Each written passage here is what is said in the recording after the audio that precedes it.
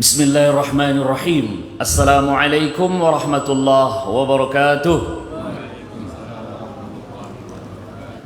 Alhamdulillahi rabbil alamin, wassalatu wassalamu ala ashrafil anbiya'i wal mursalin wa ala alihi wa ashabihi wa man tabi'ahum bi ihsanin ila yaumiddin. Amma ba'd.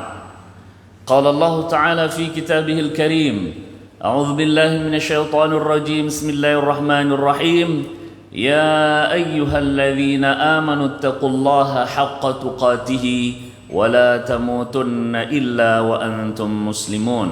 وقال الله تعالى أعوذ بالله من الشيطان الرجيم بسم الله الرحمن الرحيم لقد كان لكم في رسول الله أسوة حسنة لمن كان يرجو الله واليوم الآخر وذكر الله كثيرا. صدق الله العظيم. ثم ما بعد. Apa kabar Bapak Ibu?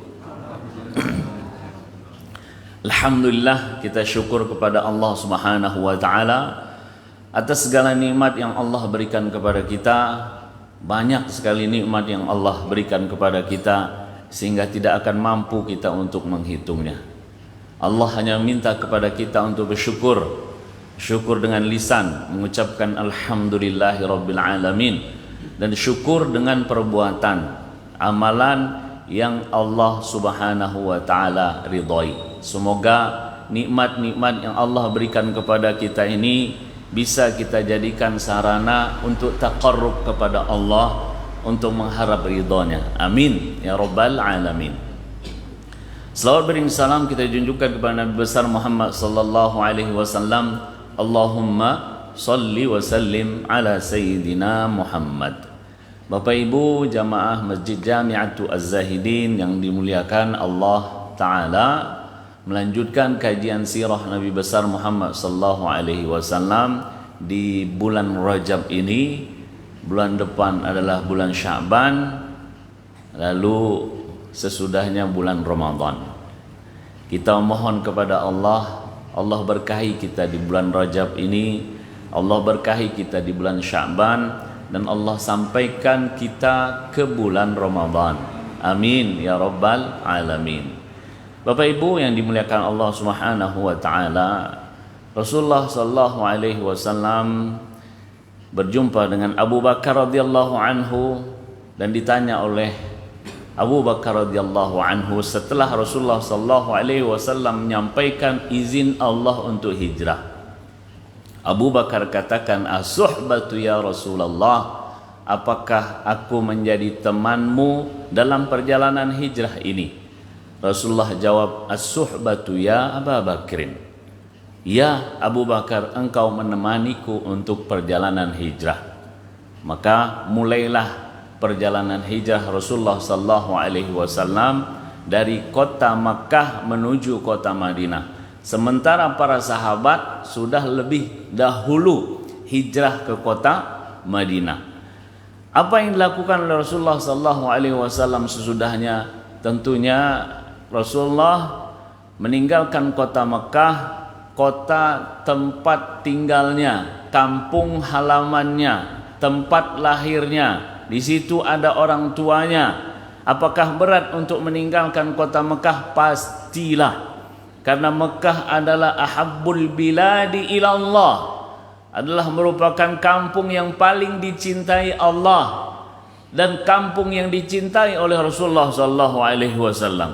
Mekah, jangankan Mekah, kita yang berada di kampung halaman kita yang tentunya sangat berbeda sekali dengan kota Mekah. Jikalah kita sholat di Masjidil Haram 100.000 kali pahalanya, berat Rasulullah sallallahu alaihi wasallam tinggalkan. Pastilah kita yang tinggal di kota Pekanbaru seumpama diusir oleh orang, berat enggak untuk meninggalkannya? Berat. Apalagi yang punya tempat usaha, tempat usaha dari situ yang menghasilkan mata pencaharian, berat lagi. Dan tentunya hal ini sangat berat dilakukan oleh Rasulullah SAW. Nanti akan kita dengarkan apa kata Rasulullah SAW saat meninggalkan kota Mekah. Bapak Ibu yang dimuliakan Allah Subhanahu wa Ta'ala, Rasulullah sallallahu alaihi wasallam mengatur strategi di antara para sahabat yang ikut perjalanan hijrah ini, yang membantu perjalanan hijrah ini. Tentunya yang pertama adalah Abu Bakar. Karena Abu Bakar yang disampaikan oleh Rasulullah SAW tentang perjalanan hijrah ini. Namun ada sahabat-sahabat lain yang menolong, membantu perjalanan hijrah ini, ataupun yang membersamai Rasulullah dalam perjalanan hijrah ini. Yang pertama adalah Abdullah bin Abu Bakar. Kalau kita bahasa Arabkan, Abdullah ibnu Abi Bakar. Bahasa Indonesia, Abdullah bin Abu Bakar. Lalu Aisyah binti Abu Bakar, Asma binti Abu Bakar, Amir bin Fuhairah maula Abu Bakar. Abdullah bin Uraiqid adalah orang kafir Quraisy yang dikenal oleh Abu Bakar radhiyallahu anhu sosok yang amanah, dan tugasnya adalah membawa tunggangan ketika Rasulullah sallallahu alaihi wasallam sudah berada 3 hari di gua Thur. Ada orang kafir Quraisy diminta bantu oleh Abu Bakar, namun profesional, dibayar. Namun sosok ini dikenal sebagai sosok yang amanah, dan dia dikenal oleh Abu Bakar. Dan yang satu lagi adalah Ali bin Abi Thalib radhiyallahu anhu. Bapak Ibu yang dimuliakan oleh Allah Subhanahu wa taala, Rasulullah sallallahu alaihi wasallam mulai meninggalkan rumahnya, keluar dari belakang rumah menuju rumah Abu Bakar radhiyallahu anhu yang telah mempersiapkan tunggangan. Yang pernah saya sampaikan bulan lalu, saya punya 2 ini ya Rasulullah, 1 untuk saya dan 1 saya berikan untuk engkau ya Rasulullah. Rasulullah menerima, tetapi dengan bayaran. Sudah kita sampaikan bulan lalu. Maka Bapak Ibu yang dimuliakan Allah Subhanahu wa taala, diaturlah strategi oleh Rasulullah sallallahu alaihi wasallam. Berita bahwasanya orang-orang kafir Quraisy akan menghadang, bukan menghadang, akan membunuh setiap pemuda-pemuda, setiap kabilah mempersiapkan pedangnya dengan 1 sayatan membunuh Nabi besar Muhammad sallallahu alaihi wasallam. Wa idh yamkuru bikal ladzina kafaru. Allah Subhanahu wa taala berfirman, ketika orang-orang kafir melakukan tipu daya, mengusulkan pertama menahan, mengusulkan kedua membunuh, mengusulkan yang ketiga mengusir, dan yang diterima usulannya adalah yang paling berat, yaitu membunuh. Maka Rasulullah sallallahu alaihi wasallam atas kuasa Allah, atas pertolongan Allah Subhanahu wa taala, telah mengatur strategi dengan meminta kepada Ali bin Abi Thalib tidur di atas kasur Rasulullah sallallahu alaihi wasallam. Rasulullah memerintahkan kepada Ali untuk tetap berada di kota Mekah dulu, dengan tujuan mengembalikan setiap titipan yang dititipkan kepada Nabi besar Muhammad sallallahu alaihi wasallam. Suatu hal yang aneh, ketika orang-orang kafir Quraisy ini berusaha untuk membunuh, tidak suka dengan Nabi Muhammad. Namun jika mereka ingin menitipkan sesuatu dan merasa aman dengan titipan ini, maka titipannya dititip kepada siapa?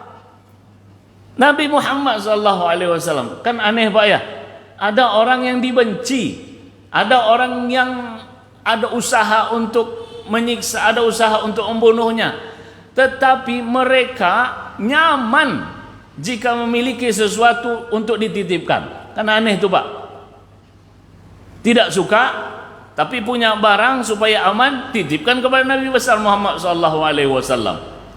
Maka Ali bin Abi Thalib diminta untuk tetap dulu berada di Mekah, mengembalikan setiap titipan yang dititip kepada Rasulullah SAW. Bahasa kita, setiap amanah yang dititipkan kepada Nabi besar Muhammad SAW. Baik, Ali. Dan tidur di dipan atau kasur Nabi besar Muhammad SAW. Kira-kira Bapak Ibu yang dimuliakan Allah Subhanahu wa taala, peran Ali bin Abi Thalib ini ringan atau berat? Berat, karena akan dicincang oleh pemuda-pemuda pilihan dari setiap kabilah. Berat.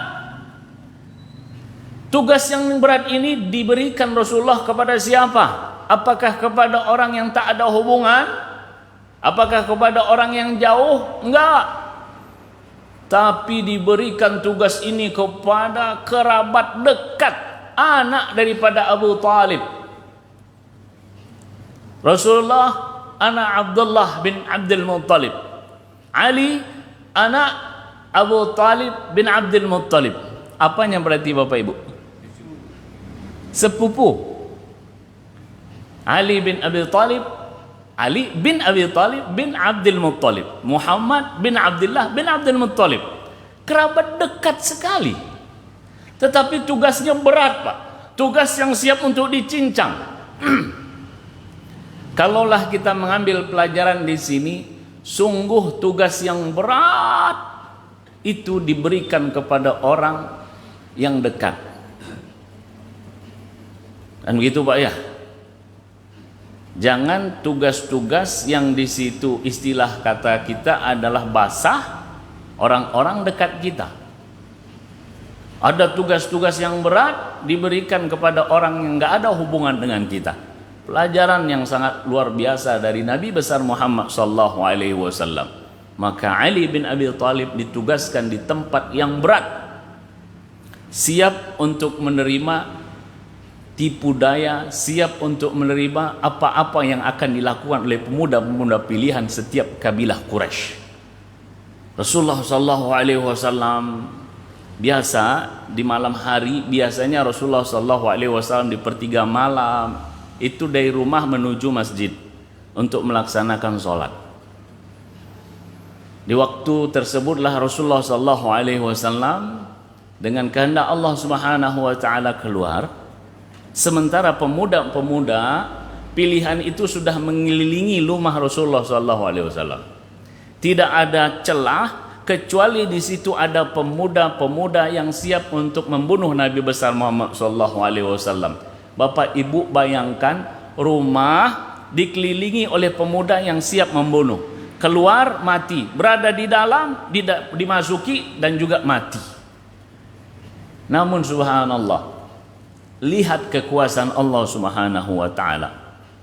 Ketika Rasulullah SAW telah melakukan maksimal usaha, telah menyusun strategi, melakukan segala sesuatu perintah Allah Subhanahu wa taala dengan maksimal, maka tatkala ada kelemahan, tatkala ada kekurangan, Allah Subhanahu wa taala yang menyempurnakannya. Teringat saya dengan kisah Nabi Musa alaihi salam yang dikejar oleh Fir'aun. Siapa Fir'aun? Kenal kita dengan Fir'aun Bapak Ibu? Kenal Pak? Enggak. Kalau kenal saya tanya kapan kenalannya. Udah tahu Pak Adi. Musa dikejar oleh Fir'aun. Bukan Fir'aun sendiri, namun dengan pasukan lengkap, dengan bala tentara yang banyak, ditambah dengan peralatan-peralatan perang yang lengkap. Dengan kesombongannya dia kejar Nabi Musa alaihi salam. Nabi Musa alaihi salam telah berusaha semaksimal mungkin, dia sudah berdakwah, dia sudah mengajak kepada kebaikan, namun usaha Fir'aun ini ada untuk membunuh Nabi Musa, untuk menangkap Nabi Musa alaihi salam. Nabi Musa lari. Saat lari bersama orang-orang yang mengikutinya, di hadapannya laut, di belakangnya Fir'aun dan bala tentara. Apa yang harus dilakukan? Usaha sudah dikeluarkan semaksimal mungkin. ketika usaha ini menghadapi kekurangan, menghadapi rintangan, ada Allah Maha Besar, Allah Maha Kuasa yang akan menyempurnakan kekurangan dan kelemahan kita. Maka Allah katakan kepada Nabi Musa, idrib bi'asakal bahra. Bukankah begitu Bapak Ibu ya? Idrib bi'asakal bahra, pukulkan dengan tongkatmu laut tersebut. Subhanallah, laut terbelah. Itulah penyempurnaan Allah Subhanahu wa taala atas kelemahan manusia, atas kekurangan manusia. Namun sesudah manusia ini berusaha semaksimal mungkin. Jangan belum apa-apa sudah minta pertolongan, ya Allah, tolonglah kami ya Allah, sementara kita tidak menolong Allah Subhanahu wa taala. Ya Allah, jauhkanlah kami dari pandemi Covid-19 ini ya Allah. Namun amalan-amalan kita tidak menunjukkan sesuatu yang membuat pandemi ini jauh dari kita. Salat enggak, infak enggak, minta pertolongannya Masya Allah banyak sekali, minta pertolongannya, minta rezekinya Masya Allah banyak sekali. Namun mendekatkan diri pada Allah tidak ada. Maka maksimallah kekurangan-kekurangan Allah yang menyempurnakan. Maksimallah dalam berbuat, kekurangan Allah yang menyempurnakan. Itulah pelajaran yang bisa kita ambil ketika Nabi besar Muhammad SAW keluar dari rumah, sementara pemuda-pemuda sudah mengelilingi. Logikanya habis. Rasulullah SAW dihabisi oleh pemuda ini, oleh pemuda-pemuda, bukan pemuda saja. Namun Allah Subhanahu wa taala berkehendak ketika Rasulullah keluar, maka debu yang ada, debu kemudian dilemparkan. Mereka pun atas izin Allah Subhanahu wa taala, pemuda-pemuda ini tertidur. Waja'alna min baini aydihim saddan wa min khalfihim sadda faghshaynahum fahum la yubsirun. Enggak ada di antara kita yang tidak hafal ayat ini, karena ayat ini selalu dibaca dan ayat dari surat yang favorit mungkin setiap pekan dibaca. Mudah-mudahan bukan hanya surat ini saja. Surat apa itu Bapak Ibu? Pasti Bapak Ibu tahu, surat Yasin, karena sering dibaca. Tapi insya Allah kita membaca juga surat-surat yang lain. Jangan satu pekan saja kita baca surat Yasin, surat yang lain diberikan. Caranya bagaimana? Membaca dari awal sampai akhir. Giliran sepekan ada surat Yasin, alhamdulillah, tambahan bagi bacaan ayat Al-Quran kita. Waj'alna min bainihim saddan waj'alna min baini aydihim sadda. Allah Subhanahu wa taala yang melakukan itu. Kan Allah berfirman waj'alna min baini aydihim, dan kami buat dan kami lakukan di depan mata mereka penutup, di belakang mata mereka penutup, maka mereka pun tidak melihat. Digelapkan mata mereka ketika Rasulullah SAW keluar. Ini kan pertolongan Allah Subhanahu wa taala. Ketika usaha sudah maksimal, maka pertolongan Allah Subhanahu wa taala pun tiba. Rasulullah ke rumah Abu Bakar yang sudah mempersiapkan tunggangan, lalu melalui belakang rumah Abu Bakar radhiyallahu anhu, Rasulullah SAW berangkat dengan sudah dipersiapkan oleh Aisyah dan Asma. Aisyah mempersiapkan makanan lalu dimasukkan di suatu tempat yang diikat dengan tali pinggang milik Asma. Jadi Asma ini disebut dengan dzatu nitaqaini, wanita yang memiliki dua tali pengikat. Kenapa? Karena tali pinggangnya itu dipotong dua untuk mengikat tempat makanan Rasulullah SAW, tempat bekal Nabi besar Muhammad SAW dan Abu Bakar. Bapak Ibu yang dimuliakan Allah Subhanahu wa taala, Rasulullah dan Abu Bakar pesan kepada Abdullah bin Uraiqid, Abdullah bin Uraiqid, kami akan menuju Gua Thur. Setelah 3 hari engkau jemput kami dengan 2 tunggangan yang kita akan menuju perjalanan ke kota Madinah. Rasulullah sallallahu alaihi wasallam berjalan bersama Abu Bakar, ditemani oleh Abdullah bin Abi Bakar, ditemani oleh Amir bin Fuhairah. Sampailah Rasulullah sallallahu alaihi wasallam di gua Thur. Ada gua Hira, ada gua Thur. Gua Hira ada di Jabal Nur, gua Thur ada di Jabal Thur. Jabal artinya gunung atau bukit. Tempat Rasulullah sallallahu alaihi wasallam menerima wahyu Jabal Nur, gua Hira.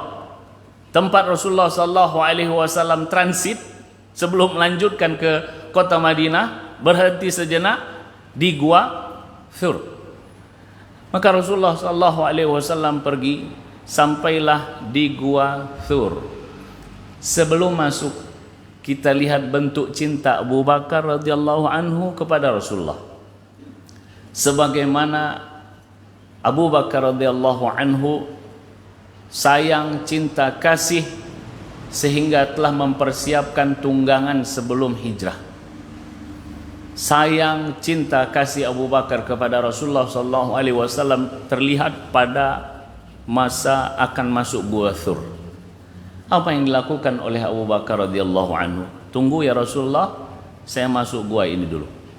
Gua ini adalah gua yang tidak pernah didatangi orang. Bisa jadi dalamnya itu banyak binatang buas, banyak binatang berbisa, maka izinkan saya untuk masuk membersihkan dulu. Kekhawatiran Abu Bakar, jika nanti terjadi sesuatu pada Nabi Muhammad, ini kan adalah bentuk cinta kasih kepada sosok Nabi besar Muhammad sallallahu alaihi wasallam. Maka Abu Bakar radhiyallahu anhu masuk, dia bersihkan, lalu setiap celah, setiap lubang dia tutup dengan kain yang ia miliki. Namun dalam riwayat ada satu lubang yang tidak tertutup. Setelah dibersihkan, maka Rasulullah sallallahu alaihi wasallam masuk bersama Abu Bakar radhiyallahu anhu. Letih Nabi Muhammad karena perjalanan dari kota Mekah sampai dengan Gua Thur. Maka Rasulullah sallallahu alaihi wasallam begitu letihnya istirahat dan tidur. Di mana Rasulullah sallallahu alaihi wasallam tidur? Di Gua Thur. Tepatnya di Gua Thur dan di atas paha Abu Bakar radhiyallahu anhu. Kedekatan Rasulullah dengan Abu Bakar nampak ketika Rasulullah meletakkan kepalanya yang mulia di atas paha Abu Bakar radhiyallahu anhu.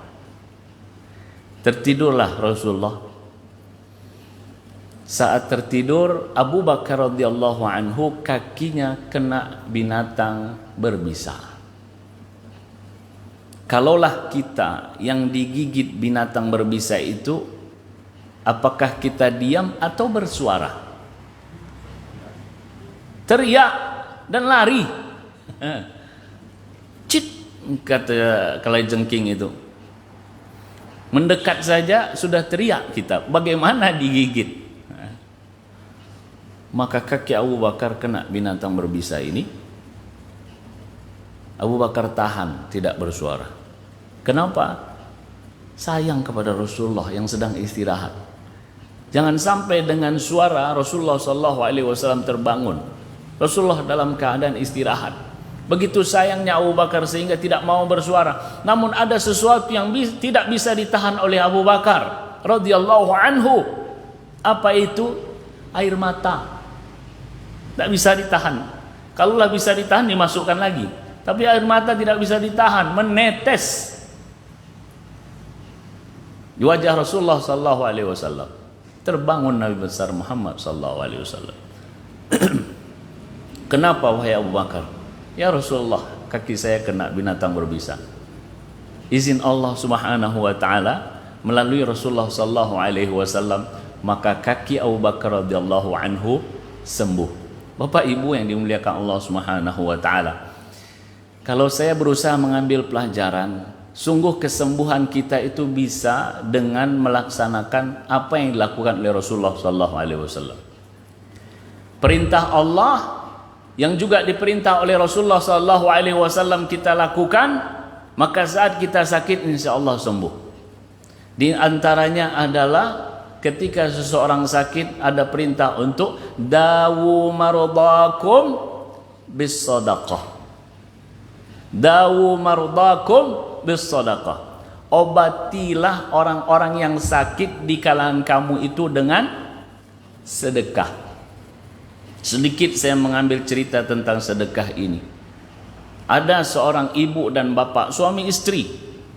Ada masalah dia tidak bisa melahirkan anak. Hampir belasan tahun. Dia datanglah kepada kiai. Qadarullah, kiai ini adalah teman saya yang ada di Bekasi. Kiai ini katakan, Bu, Pak, bersedekahlah. Maka bapak ibu ini bersedekah. Namun belum datang juga karunia Allah Subhanahu wa taala dalam bentuk anak. Datang lagi dia kepada kiai. Kiai, belum bisa kiai. Maka kiai ini katakan, perbanyaklah sedekah. Itu saya beritahu. Perbanyakkan sedekah dan berniat memohon kepada Allah Subhanahu wa taala melalui sedekah ini Allah karuniai anak. Hampir 600 juta dia keluarkan. Setelah itu kehendak Allah Subhanahu wa taala, qudratullah, kekuasaan Allah, Allah perlihatkan. Suami istri ini dikaruniai oleh Allah Subhanahu wa taala dengan anak. Ada juga yang sakit. Kalau sakit ini mengeluarkan duit nggak untuk berobat Bapak Ibu? Pasti. Namun yakin kepada Allah Subhanahu wa taala, bersedekah. Bersedekah adalah amalan Rasulullah sallallahu alaihi wasallam. Maka saya mengambil pelajaran Abu Bakar radhiyallahu anhu ketika kena binatang berbisa, atas izin Allah melalui Rasulullah sallallahu alaihi wasallam sembuh seketika itu. Saat berada di Gua Hira, Gua Thur, orang-orang kafir Quraisy yang tadi terbangun, udah telat kawan tuh. Telat subuh, bukan telat subuh. Rasulullah sudah keluar. Tahunya kapan? Ketika orang-orang yang akan membunuh Rasulullah SAW masuk ke rumah Rasulullah. Sudah siap-siap untuk menghunuskan pedang mereka. Dibukalah selimut yang menutupi Ali bin Abi Thalib. Ketika dibuka dengan penuh keyakinan, ini Muhammad, habislah kau Muhammad. Gitu kali Bapak Ibu ya. Pemuda-pemuda ini sudah di depan mata ini, selesailah kawan ini, habislah dakwah itu, nggak ada lagi ajak-ajak iman kepada Allah SWT. Ketika dibuka Ali bin Abi Thalib, ternyata mereka tidak mau melakukan, ya karena tujuan mereka cuma satu, membunuh Nabi besar Muhammad SAW. Ternyata yang ditemukan adalah Ali bin Abi Thalib. Apakah orang-orang itu berhenti? Tidak. Orang-orang itu mengejar kemana Nabi Muhammad SAW, maka mereka mengejar sampai ke Gua Thur. Sampai ke Gua Thur. Abu Bakar radhiyallahu anhu ketika melihat Abu Jahal dan orang-orang yang bersamanya sudah mengelilingi Gua Thur, apa kata Abu Bakar radhiyallahu anhu? "Lau anna ahadahum nadhara ila qadamaihi la ra'ana." Kalaulah salah satu dari mereka melihat ke bawah kaki mereka saja, maka kita sudah dilihat oleh mereka, kata Abu Bakar kepada Rasulullah sallallahu alaihi wasallam. Apa jawaban Rasulullah sallallahu alaihi wasallam yang ingin menenangkan Abu Bakar radhiyallahu anhu? Rasulullah sallallahu alaihi wasallam sampaikan, "Ma dhannuka bi itsnaini Allahu thalithuhuma." Apa yang engkau anggap kita berdua, ada Allah yang ketiga. Itu menanamkan keimanan kepada Allah Subhanahu wa taala. Bukan dalam kejaran orang-orang kafir saja. Kalau kita bisa mengambil pelajaran, ketika kita sendiri, maka Allah ada. Bahkan ketika orang-orang sendiri ini bisa bermakna sendiri-sendiri, bisa bermakna merasa sendiri. Merasa sendiri itu contohnya begini Bapak Ibu. Komplotan orang, beberapa orang menyusun strategi untuk membunuh Nabi besar Muhammad SAW. Itu kan mereka merasa sendiri, merasa bahwasanya tidak ada Allah Subhanahu wa taala. Ada komplotan orang menyusun strategi untuk narkoba. Ada kelompok orang berkumpul untuk melakukan suatu perbuatan jahat, korupsi. Karena merasa sendiri. Sendiri dalam artian sendiri dalam artian ramai, namun merasa sendiri, tidak ada Allah di situ.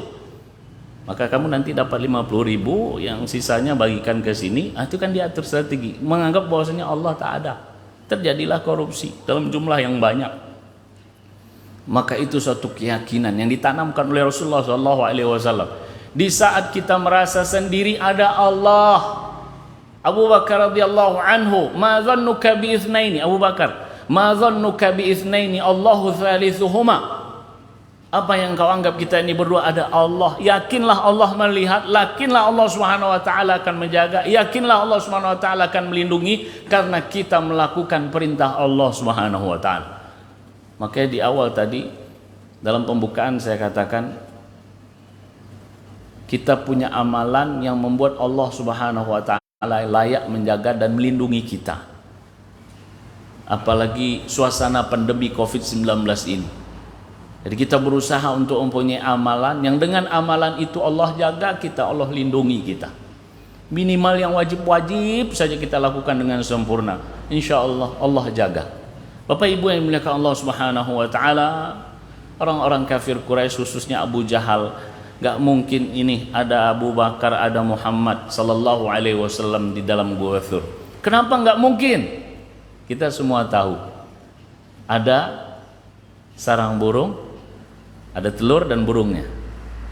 Kalau burung sudah bertelur, tidak mungkin dia baru datang. Ada lama ini, nggak mungkinlah orang masuk ke dalam. Juga ada rumah paling lemah di muka bumi ini. Rumah apa Bapak Ibu? Laba-laba ya. Rumah paling lemah itu adalah rumah laba-laba. Inna auhanal buyuti labaitul ankabut. Sesungguhnya selemah-lemah rumah adalah rumah laba-laba. Namun Allahu Akbar, Allah Maha Besar dan Maha Suci ya Allah. Orang yang begitu sombong, orang yang begitu merasa punya kekuatan yang besar, dengan pemuda-pemuda yang kuat pilihan setiap kabilah, hanya dihadapkan oleh Allah Subhanahu wa taala dengan rumah yang paling lemah di atas muka bumi ini. Maka saya menyampaikan begini Bapak Ibu, semakin tinggi kesombongan seseorang, semakin tinggi kezoliman, kecongkakan seseorang, dia akan dihadapkan dengan sesuatu yang mereka anggap itu ringan, mereka anggap itu lemah, mereka anggap itu rendah. Namrud Bapak Ibu, raja yang mengatakan ana rabbukumul a'la, saya Tuhan kamu sekalian yang paling tinggi. Sombong enggak itu? Bukan sombong lagi, kurang ajar. Mengaku sebagai Tuhan. Maka bagaimana Namrud ini mati? Mati dengan binatang yang dia anggap rendah, lemah, tak kuasa. Lalat masuk ke dalam hidungnya, lalat aja. Nggak perlu Allah hadapkan dengan harimau, nggak perlu Allah hadapkan dengan singa. Pastilah dia akan mati kalau berhadapan dengan singa atau harimau. Namun dia tidak menganggap bahwasanya lalat ini mematikannya. Masuk ke dalam hidungnya, dimakan isi kepalanya, sakit-sakit begitu lama sehingga Allah matikan dia. Dengan apa? Lalat. Kan tidak hebat jadinya. Raja mati sama lalat, tidak hebat jadinya. Begitu juga Abu Jahal radhiyallahu anhu, tidak melihat dan tidak menyangka Nabi Muhammad SAW di dalam Gua Thur. Kenapa? Karena rumah laba-laba, rumah yang paling lemah di atas muka bumi ini. Sehebat itu Abu Jahal, dengan rumah yang paling lemah, tak ada apa-apanya. Itu yang disebut dengan tentara Allah Subhanahu wa taala. Tentara Allah ada yang nampak, tentara Allah ada yang tidak nampak. Bisa jadi pandemi Covid-19 ini adalah tentara Allah yang tidak nampak, tapi sudah mulai nampak, kecil ya. Kalau dikumpulkan Saya mendengar hasil penelitian, kalau dikumpulkan seluruh virus itu dan dimasukkan ke dalam cans Pepsi, maka dia berjumlah sekitar 160-180 mili. Sementara isi kans itu berapa? 200. Jadi kalau dikumpulkan seluruh dunia ini, dimasukkan dalam kaleng itu, segitulah dia. Namun begitu menghebohkan dunia, menunjukkan bahwasanya manusia itu lemah. Keangkuhan, kesombongan orang-orang, negara-negara yang merasa negaranya paling hebat dengan peralatan-peralatan canggihnya, tidak ada apa-apanya di hadapan kekuasaan Allah Subhanahu wa taala yang menurut mereka lemah. Subhanallah. Ini tentara Allah yang diperlihatkan kepada Abu Jahal dan orang-orang yang benci kepada Rasulullah, bahkan ingin membunuh Nabi besar Muhammad sallallahu alaihi wasallam. Nggak nampak. Maka orang-orang ini pun kembali. Bapak Ibu yang dimuliakan Allah Subhanahu wa taala, di saat ataupun selama 3 hari ini, Abdullah bin Abu Bakar, saya bahasa Indonesia saja, kalau bahasa Arab Abdullah ibnu Abi Bakar, Abdullah bin Abu Bakar malam bersama Rasulullah sallallahu alaihi wasallam dan Abu Bakar. Namun menjelang sahur, menjelang pagi, dia pulang ke daerah Makkah. Apa berita-berita yang ada di Makkah, ada apa isu, apa yang berkembang berita di Makkah, maka malam hari disampaikan kepada Rasulullah dan Abu Bakar. Menjelang sahur, menjelang pagi, Abdullah bin Abu Bakar kembali lagi ke kota Makkah. Amir bin Fuhairah, seorang penggembala. Amir bin Fuhairah ini ada Amir bin Fuhairah adalah maula. Maula itu hamba daripada Abu Bakar. Ya, hamba sahaya daripada Abu Bakar. Dia mempunyai domba, jejak kaki Nabi besar Muhammad sallallahu alaihi wasallam dan Abu Bakar itu dirusak dengan jejak kaki domba. Jadi tidak ada jejak kaki Nabi besar Muhammad sallallahu alaihi wasallam. Ini kan strategi yang begitu cerdas. Bapak Ibu yang dimuliakan Allah Subhanahu wa taala, sesudah 3 hari maka Abdullah bin Uraiqid membawa tunggangan yang dimiliki oleh Rasulullah dan Abu Bakar pada hari ketiga. Dijemputlah Rasulullah sesuai dengan kesepakatan. Subhanallah. Kalau Abdullah bin Uraiqid ini berkhianat, selesai. Namun Allah Subhanahu wa taala ingin memperlihatkan kepada kita kekuasaan Allah yang maha dahsyat. Kalau seumpamanya dia namanya Abdullah, namun dia kafir Quraisy. Namanya Abdullah bin Uraiqid. Kalau diterjemahkan, Abdullah kan hamba Allah, tapi dia kafir, menyembah berhala. Datang di hari ketiga dengan 2 tunggangan yang dimiliki oleh Rasulullah dan Abu Bakar, dan dia dibayar untuk itu. Dijemputlah Rasulullah sallallahu alaihi wasallam. Bapak Ibu yang dimuliakan Allah Subhanahu wa taala, cerita belum selesai. Jadi perjalanan kota Madinah ini banyak sekali hal-hal yang dihadapi. Suatu yang sangat besar dihadapi. Menghadapi Abu Jahal dan orang-orang yang bersamanya, selesai episode ini. Namun episode selanjutnya adalah ketika penjemputan. Dijemputlah oleh Abdullah bin Uraiqid ditemani oleh Amir bin Fuhairah. Rasulullah sallallahu alaihi wasallam bersama Abu Bakar melanjutkan perjalanan, namun rutenya bukan rute yang biasa dijalani oleh orang-orang. Jadi kalau dari Mekah ke Madinah ada rute tertentu, maka Rasulullah sallallahu alaihi wasallam bersama Abu Bakar ditemani oleh Amir bin Fuhairah dan penunjuk jalannya Abdullah bin Uraiqid. Jadi Abdullah bin Uraiqid ini kalau sekarang Google Map-nya, Google Map, mana ini jalan yang orang-orang tidak biasa ke sini ya Rasulullah. Maka berjalan di arah pesisir sahil ataupun sawahil. Dalam perjalanan bersama Abu Bakar radhiyallahu anhu, Amir bin Fuhairah dan Abdullah bin Uraiqid, bekal sudah mulai menyusut bahkan habis. Maka Rasulullah SAW tepat satu tempat namanya Kudaid. Pernah dengar Pak ya? Ya, antara Makkah dan Madinah. Kudaid. Rasulullah berhenti di situ bersama Abu Bakar, Abdullah bin Uraiqid dan Amir bin Fuhairah. 4 orang. Di mana berhentinya? Tempatnya namanya Kudaid. Di tempat siapa? Di tempat seorang wanita bernama Ummu Ma'bad. Kalau disebut Ummu Ma'bad berarti anak pertamanya Ma'bad. Suaminya siapa namanya? Abu Ma'bad. Abu Ma'bad. Tentunya namanya ada. Ya, Ummu Ma'bad ini namanya Atikah, suaminya namanya Tamim. Namun karena anak pertamanya Ma'bad dipanggil Ummu Ma'bad dan Abu Ma'bad. Nah, mudah saja. Ya. Kalau bapak ibu punya anak pertama Ali, Ummu Ali ibu, bapak Abu Ali. Jelas Bu ya? Ini disebut dengan kunyah. Abu Hurairah, apakah anak pertama yang namanya Hurairah? Enggak. Hurairah ini adalah kucing kecil artinya. Bukan anaknya namanya Hurairah. Abu Hurairah karena dia suka sayang kepada kucing, maka dia dipanggil Abu Hurairah. Namanya Abdurrahman bin Sakhr Ad-Dusi. Kalau bapak ibu suka dengan kucing, panggillah Ummu Hurairah. Ibu kalau suka main kucing, Ummu Hurairah gitu. Bapak-bapak yang suka main kucing, yang sayang sama kucing, panggil Abu Hurairah boleh. Tapi kalau semua kucingnya besar, Hirrah. Kalau kecil, Hurairah. Kalau besar, Hirrah. Rata-rata kucingnya besar semua Pak Ustadz. Panggil Ummu Hirrah. Ibunya kucing. Tapi bukan nama anak yang pertama.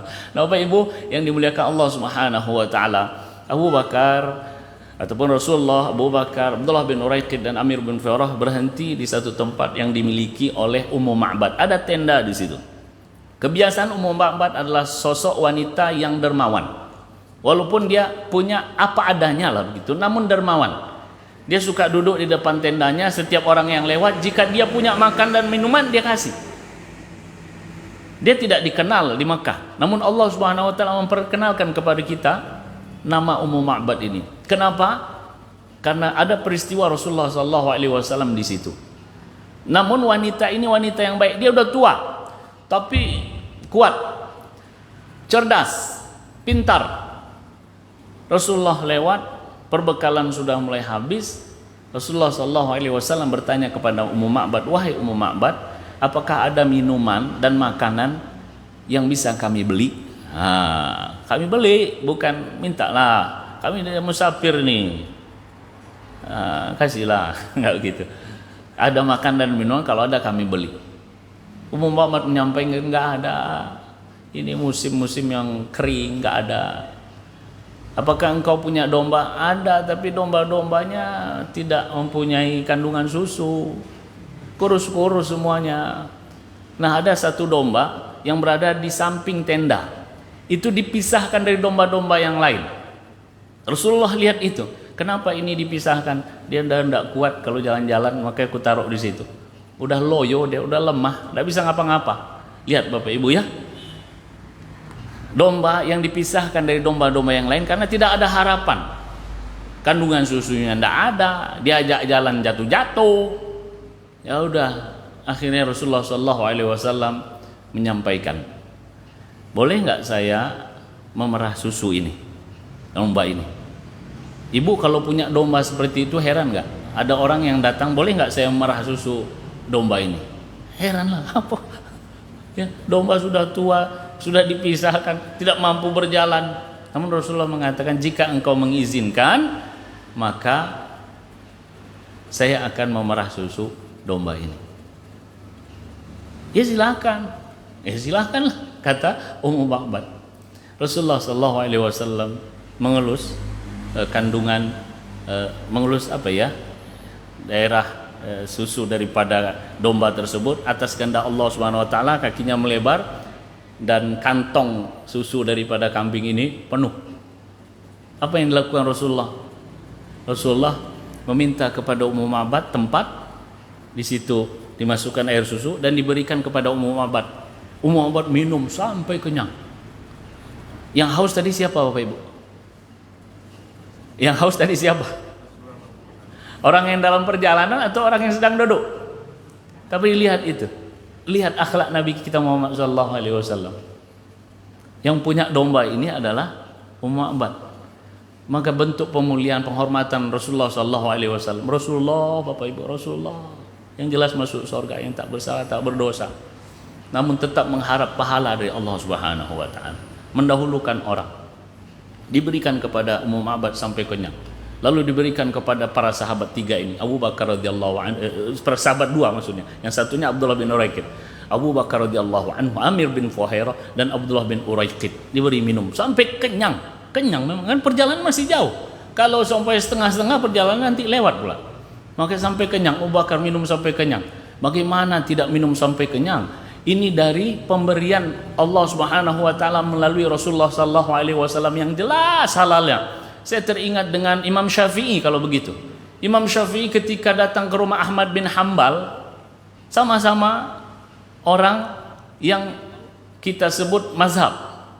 Ada mazhab Imam Hanafi, ada Imam Maliki, ada Imam Syafi'i, ada Imam Hambali.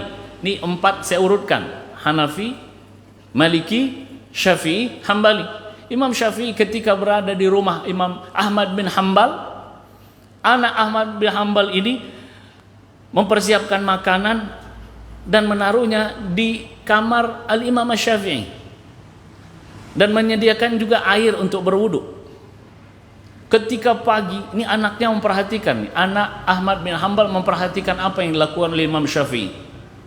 Ternyata Imam Syafi'i, Bapak Ibu, dilihat oleh anak Ahmad bin Hambal makannya banyak. Makanan yang disiapkan tadi habis. Sementara air untuk berwudu dari malam sampai subuh nggak habis, nggak berkurang, walaupun 1 tetes. Berarti nggak wudu ya, Imam Syafi'i.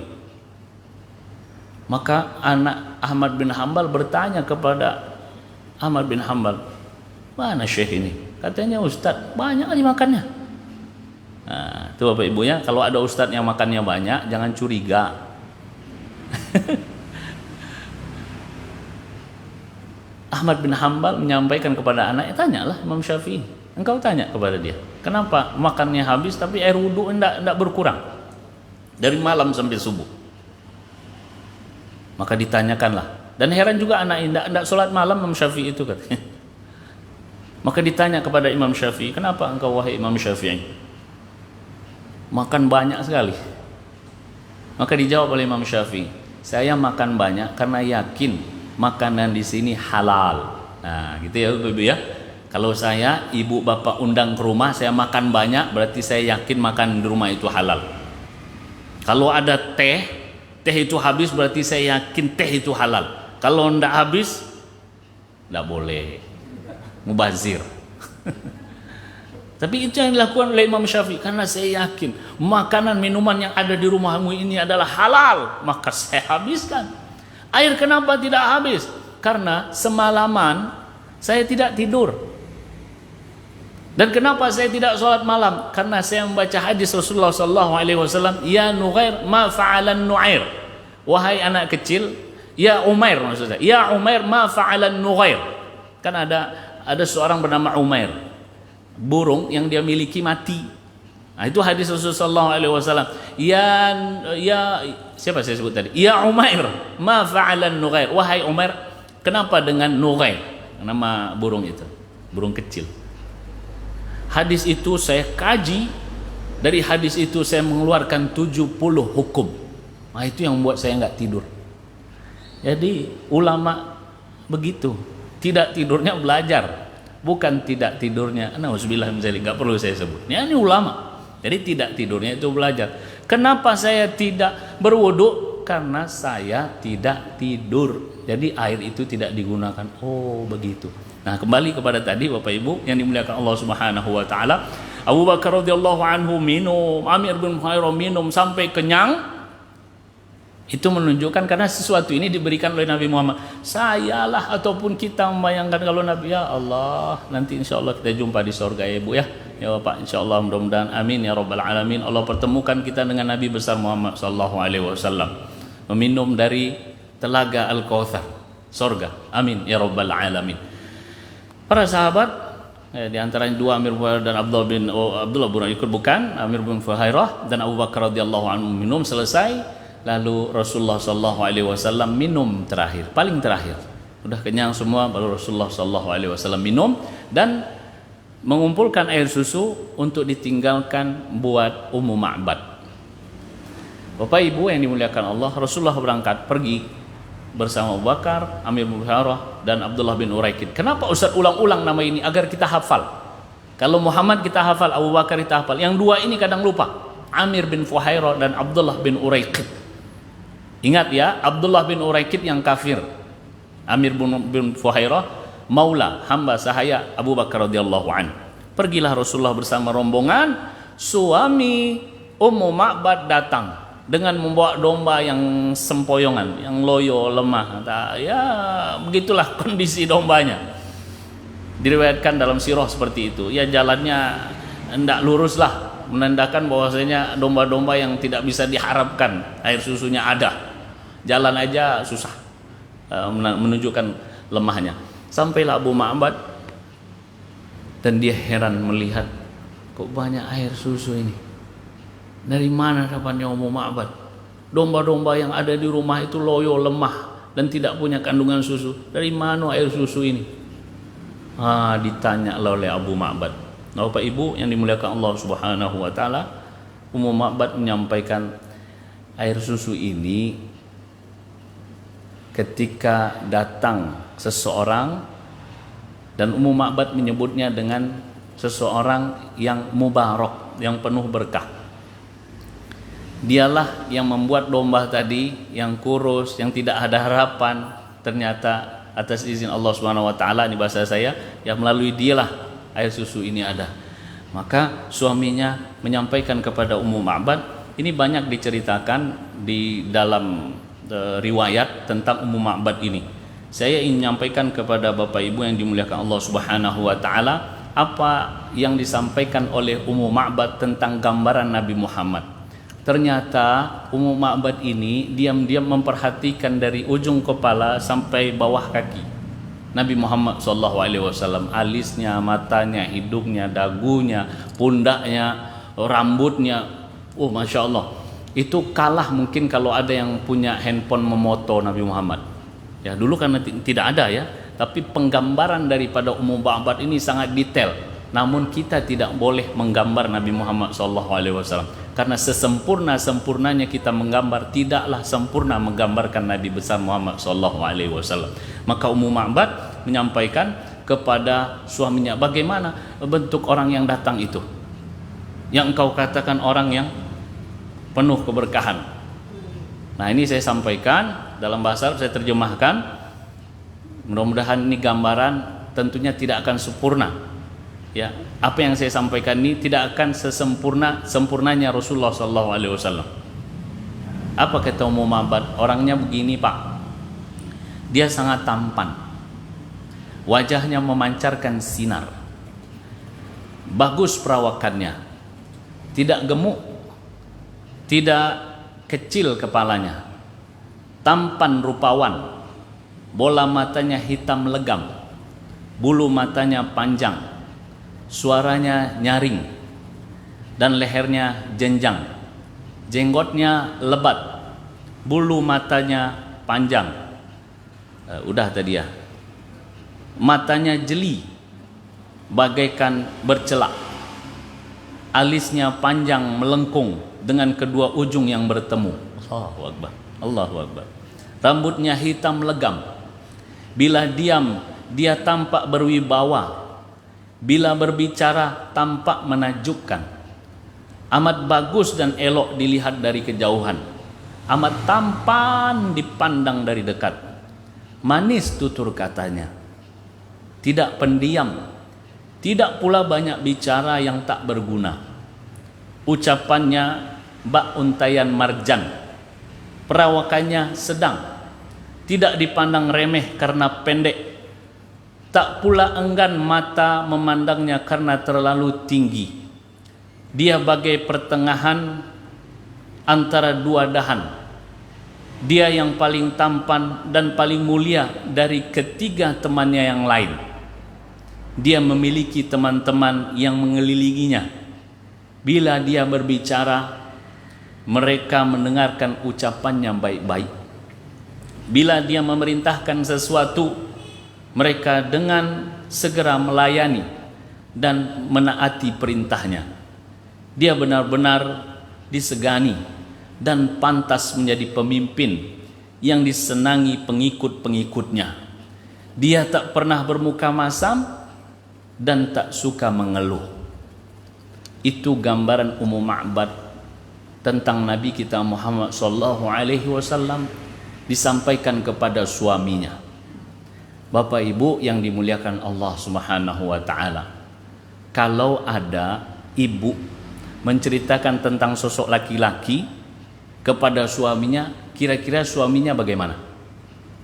Tampan pak, alisnya nyambung, tingginya, berkelahi itu. Namun yang digambarkan adalah Rasulullah SAW yang menumbuhkan rasa cinta kepada sosok yang disebut. Luar biasa.